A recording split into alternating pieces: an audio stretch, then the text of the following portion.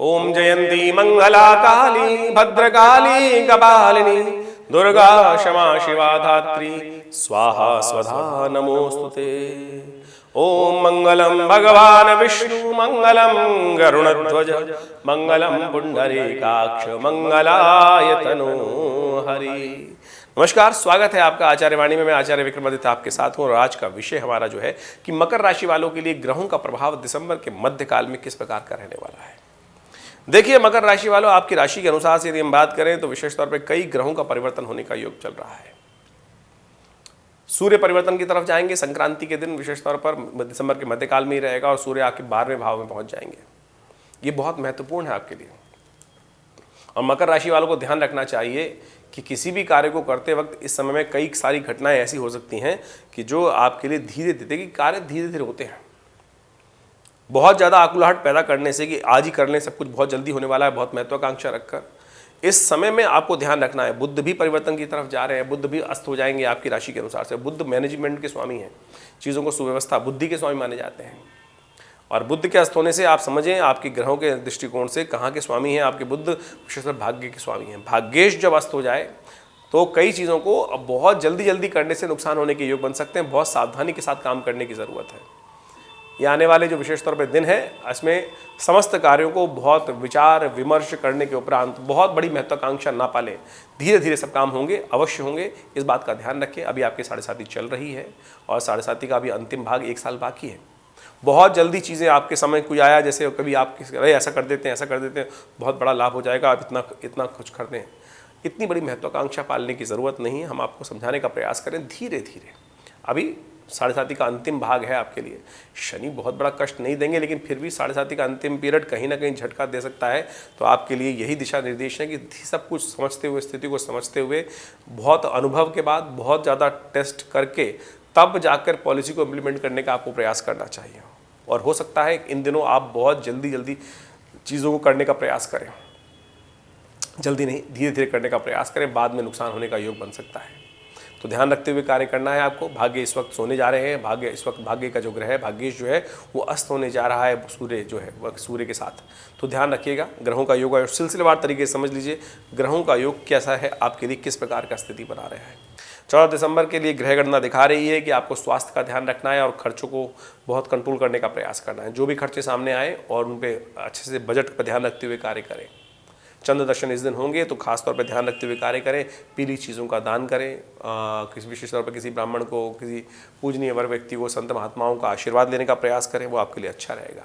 15 दिसंबर को ग्रह गणना विशेष तौर पर दिखा रही है कि दिन का आरंभ थोड़ा कमज़ोर होता दिखाई दे रहा है, लेकिन जैसे जैसे दिन निकलेगा शक्ति का संचार अच्छा होने के योग बन सकते हैं। गौ पूजन से लाभ मिल सकता है। गौ पूजन से ग्रहों को ठीक करने में स्थिति बनती दिखाई दे रही। तो सुबह सुबह गाय के निमित्त रोटी डालना, गाय के निमित्त पूजा करना, गाय के निमित्त हरा चारा डालना, ये सारे उपाय कर आप अच्छा लाभ ले सकते हैं। 16 दिसंबर को संक्रांति है, शनिवार के दिन संक्रांति हो रही है और ये संक्रांति विशेष तौर पर धनु संक्रांति है और हो रही है शनिवार के दिन। और साथ साथ मार्गशीर्ष की जो है संक्रांति, वो मार्गशीर्ष के महीने में धनु संक्रांति पड़ रही है। ये योग अच्छा नहीं है। आने वाले सालों में, आने वाले पूरे वर्ष में ये योग बनाएगा अशांति और प्राकृतिक उपद्रव का योग बनाएगा। तो आने वाले समय में ध्यान रखते हुए कार्य करना चाहिए। कुछ विशेष तौर पर अप्रत्याशित घटनाएं घटने के योग बन सकते हैं, तो ध्यान रखते हुए कार्य करना बहुत ज़रूरी है। इस दिन जो धनु में राशि में सूर्य प्रवेश कर रहे हैं, आपकी राशि के अनुसार से ध्यान रखना है आपको। चीज़ों में बहुत ज़्यादा महत्वाकांक्षा बढ़ती दिखाई देगी आपको कुछ दिनों में, इन दिनों। ऐसे में बहुत सारी चीज़ों में जिसमें भी दाव पे लगाने की बात आएगी, कुछ बहुत ज़्यादा इन्वेस्टमेंट करके बहुत ज़्यादा रिटर्न की सोच लें। किसी भी चीज़ में यदि बहुत ज़्यादा एक्सपेरिमेंट करने के लिए दिन अच्छे नहीं है, रिजल्ट आने में टाइम लग सकता है और अननेसेसरी खर्चे आपके जिम्मे पड़ सकते हैं। इस बात का ध्यान रखते हुए कार्य करना है आपको।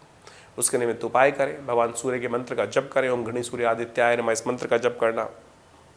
हर रोज़ सूर्य को जल देना, थोड़ी सी हल्दी डालकर या रोली डालकर भगवान सूर्य को जल देना तांबे के लोटे से, ये आपके लिए सबसे श्रेष्ठ उपाय है। इसको करने का प्रयास कीजिए। इस दिन भद्रा भी विद्यमान है। शनिवार का अवसर है। सुबह 9:16 से लेकर रात्रि में 8 बजे तक भद्रा रहेगी। तो इस समय में नए कार्यों को आरंभ करने से बचना चाहिए।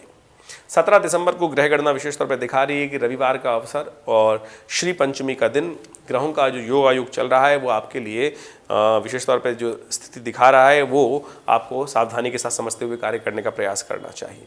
ग्रह योग के अनुसार से पॉजिटिव सूचनाएं आने के योग बन सकते हैं, नई हिम्मत का संचार होने के योग बन सकते हैं। महालक्ष्मी का विशेष तौर पर सुंदर दिवस है, ऐसे में महालक्ष्मी का ध्यान करें। श्री पंचमी है, बहुत सारे लोग को इस बारे में ज्ञान नहीं है, लेकिन देवी पुराण के अंदर विशेष तौर पर कहा जाता है कि इंद्र ने भी माँ भगवती की आराधना कर कर उनको विशेष तौर पर प्रसन्न करने का प्रयास किया था। जब देवता श्री विहीन हो गए थे, भगवती महालक्ष्मी विशेष तौर पर जब उनसे रुष्ट होकर, इस संसार के समस्त कार्यों से रुष्ट होकर, इस संसार में जब श्री का महत्व लोगों ने बड़ा उदासीन रूप से ले लिया, देवताओं ने भी उनका सम्मान करना कम कर दिया, तो कहा जाता है भगवती रुष्ट होकर समुद्र में समाहित हो गई थी। और फिर उस दिन से उनका पूजन किया गया और उसके बाद समुद्र मंथन का योग बना और फिर भगवती की उत्पत्ति हुई। कहा जाता है कि इस दिन से भगवती महालक्ष्मी का यज्ञ जो आरंभ करते हैं उनके ऊपर बहुत सुंदर तरीके से लाभ के योग बनते हैं। तो हमने भी विवेकानंद योग आश्रम में इस दिन सुंदर तरीके से यज्ञ रखा है, महालक्ष्मी यज्ञ, जो सुबह 8 बजे से आरंभ होगा, 10:30 बजे तक चलेगा। तो आप सब लोग उस यज्ञ में सम्मिलित हो सकते हैं। उसमें श्री सूक्त का यज्ञ रहेगा, विभिन्न मंत्रों का यज्ञ रहेगा, आप सब उसका लाभ लेते हुए कार्य करें, सुंदर रहेगा। भगवान राम का भी विवाह का योग उस दिन है, तो भगवान राम का भी पूजन करके आप उनका आशीर्वाद लेने का प्रयास करें, कल्याण के योग बनेंगे। 18 दिसंबर को ग्रह गणना दिखा रही है कि शुभ योग बनेगा और सुंदर तरीके से भगवान के आशीर्वाद से, माता के आशीर्वाद से आपके बहुत सारे कार्य संपादित हो सकते हैं। धन आगमन की सूचना देता दिखाई दे रहा है ग्रह, कोई लोन पास होने की तरफ जा सकता है, कोई नया मार्ग आपको प्राप्त होता दिखाई दे रहा है। विचारों में चंचलता रहेगी और विचारों के द्वारा कुछ न कुछ नया संपादित होने के योग बन सकते हैं। ऐसे मन को साधने के लिए शिव का ध्यान करें, शिव पर सुगंधित पुष्प अर्पित करें, इत्र समर्पित करें। चंपा का इत्र सुगंधित इष्ट भगवान को स्नान कराने से बहुत से मनोरथ सिद्ध होने के योग बन सकते हैं। वहीं 19 दिसंबर को ग्रह गणना देखें तो उस दिन मंगलवार का अवसर है और साथ साथ मित्र सप्तमी है। सूर्य आपके किसी प्रकार भी ठीक नहीं चल रहे हैं, महत्वाकांक्षा को बढ़ा रहे हैं, कहीं ना कहीं जुर्माना देने के योग दे रहे हैं। तो कोशिश ये करें थोड़ा सा गुड़ डाल के जल में भगवान सूर्य को अर्घ देने से आपके कष्टों को निवृत्त करने के योग बन सकते हैं। और अब बात कर लेते हैं 20 दिसंबर की। 20 दिसंबर को ग्रह गणना विशेष तौर पर बुधवार का दिन दिखा रही है, अष्टमी तिथि दिखा रही है और ये परिवर्तन का जो ग्रहों का योगा योग बना है, ये परिवर्तन आपके लिए विशेष तौर पर कई प्रकार से पुरुषार्थ को बढ़ाने वाला रहेगा। लेकिन बस इस बात का ध्यान रखना है कि टाइम फालतू कामों में खराब ना हो। आपके बहुत सारे बेकार के काम आपके पल्ले पड़ सकते हैं, बहुत सारे रिश्तेदार, बहुत सारे दोस्त आपको अपने अपने कामों में लिप्त करने का प्रयास कर सकते हैं। तो उन सब से निवृत्त होकर कोशिश करें, उन सब से बचते हुए काम को, समय को अपने लिए यूटिलाइज करने का प्रयास करें।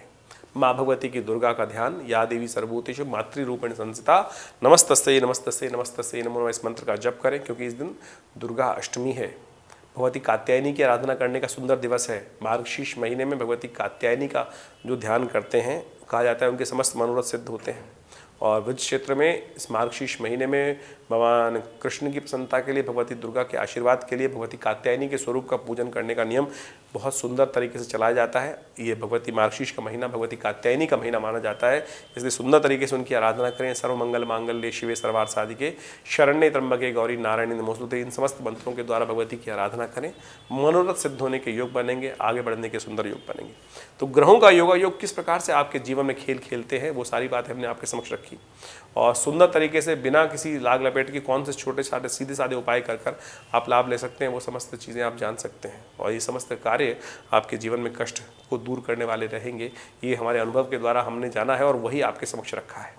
आमतौर पर ज्योतिषी के पास जाके लोग बहुत सारे नग और पता नहीं अनेक अनेक प्रकार की चीज़ों को धारण करने का प्रयास करते हैं। वो सब भी काम करती हैं, लेकिन सबसे श्रेष्ठ है आपकी श्रद्धा और विश्वास। और पंचांग के दृष्टिकोण से, शास्त्रों के दृष्टिकोण से इन समस्त उपायों को जो हमने आपके समक्ष रखा है, ये सीधे साधे उपाय हैं, समझ लीजिए। बहुत सारे लोग भ्रांति फैलाने का प्रयास करेंगे आपके समक्ष।